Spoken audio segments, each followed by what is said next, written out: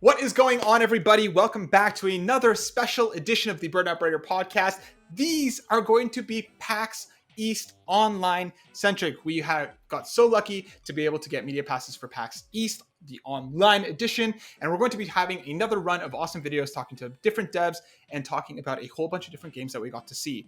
Destiny, which game did we get to see today? Today we got to see Button City, which was also a game that was with the Wholesome Direct. We didn't get to talk about it then, but we are definitely talking about it today because it is absolutely adorable. It's cute, and it's like a game that all ages can play. So, Matt, let's just jump into it and talk about how amazing this game is. Let's get into it. So Button City is coming from Subliminal Games, which is Subliminal Gaming, and we got in a partnership with Wings Interactive. We got to speak with Ryan and Shandine, who gave us a look at the demo, and we got to talk all about the game. Destiny, the first thing that jumps out at me is how adorable this art style is, and just the cute animals.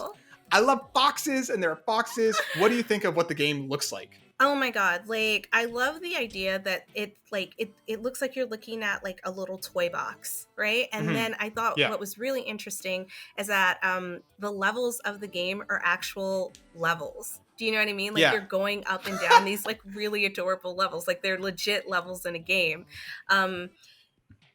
Just the character design, the naming, like as I said, it reminded me of like this old cartoon I used to watch called Chowder. Like all the characters are named after spices and fennel, licorice, like how you can't get any cuter than that. And it's like cats and foxes and raccoons and little mice. Like, come on.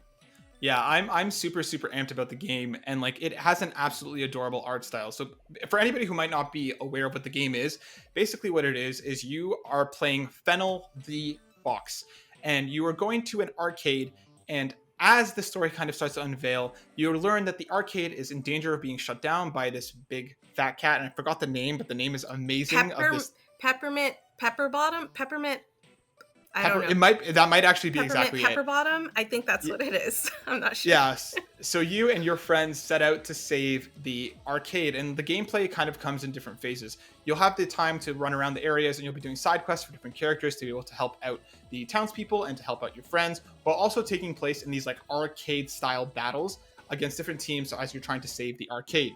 GobaBots is the name of the main game that you'll be playing. There's two other mini games that you'll be able to play, one that's like a racing game and one that's very similar to Dance Dance Revolution.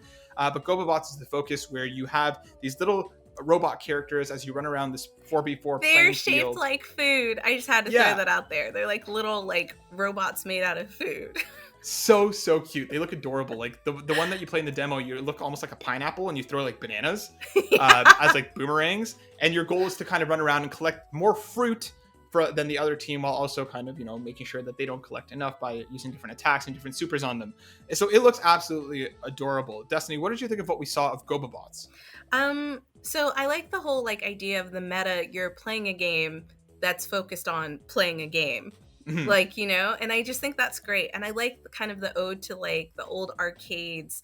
And I love the idea of like building a team to do that, because as you know, I'm a huge fan of MMOs. And while this isn't an MMO, it still like gives a shout out to like that kind of subculture of gaming with your friends. And I think they executed it flawlessly. Like they did an amazing job. And I cannot wait to play the full game. Yeah. And I'm super stoked because Ryan and Shandine told us about how like you'll be able to modify the gameplay to kind of how you want it. If you want to make it more difficult, there are ways to do that. If you want GobaBots to be incredibly easy, so you just see more of the story, you're also able to do that. So I love how much they're doing to make the game feel accessible, while also like, letting players of all different skill levels enjoy the game for what it is. And that's important. That's definitely important. Because I feel like some games have stepped away from that. So seeing these indie devs really like remember that like we want everybody to enjoy our game, not just people who play games all the time. I love that they did that. I do too. And something that I really appreciate about the game as well, and like you touched on this a bit, Destiny, is they talked about how influenced they were by the arcade scene and like MMOs and stuff, being able to like create rivalries and like, go and hang out with people, and like they kind of built the story in a way that really honors that environment and that kind of vibe. So that's something that really stood out to me as well. I also really, really like just the amount of content that's going to be in the game. They talked about side Yeah. quests. They talked about different costumes. They talked about different Goba boss that you'll be able to get, and different fluff buffs, which tie back to the accessibility. Fluff buffs. I love Fluff it. buffs, such everything, all the Everything is naming. cute. Yeah, all the naming conventions in this game are just absolutely adorable. Yeah. And something that I found really, really cool is that there's a demo available on Steam right now that you can go Yes, check out. guys, go check it out and wishlist it before we forget to say that. That's so important. That helps with the algorithm. It lets Steam know that this game is being talked about, that people are interested in it, and it really helps push them. Like, it's such a benefit for these indie creators. So yeah, I just wanted to say that before I forget. Go wishlist it and play the demo. Yeah, because also everything in the demo is unique. So anything that exists in the demo, you won't see in the main game. So the demo has you kind of running around and collecting different team members while doing side quests for them to be able to kind of play the one round of Goba boss that you have in the demo. The main game will be entirely different. You actually have a team set and you'll be different new characters and stuff along the way. But the new demo is entirely unique. So if you haven't checked it out and you're curious about Button City, check it out. Make sure you go see that. It's free. What do you have to lose? You know what I mean? So like, yeah, definitely go check it out.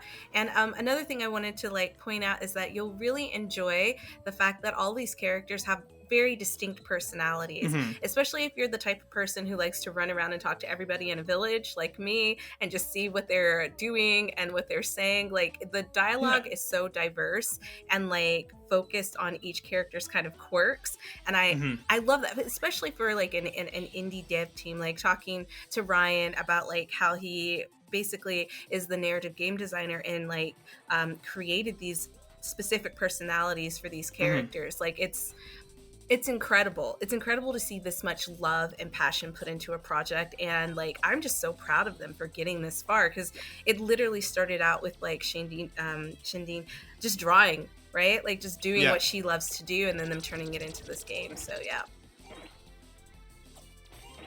Oh, sorry, I lost my mic there for a second. Anyways, I really appreciate what they're doing with it, because it's just, everything about it just screams personality in such a definitive way. Yes. Something else that stood out to us quickly before we kind of wrap up here is that they have a character who is in a wheelchair. So they are very much thinking about diversity, and they did something pretty cool when they were designing that character. Destiny, can you tell me a little bit about what that was? They actually reached out to someone to talk to them about like the accessibility, about like being disabled, and they didn't just like take it from their head.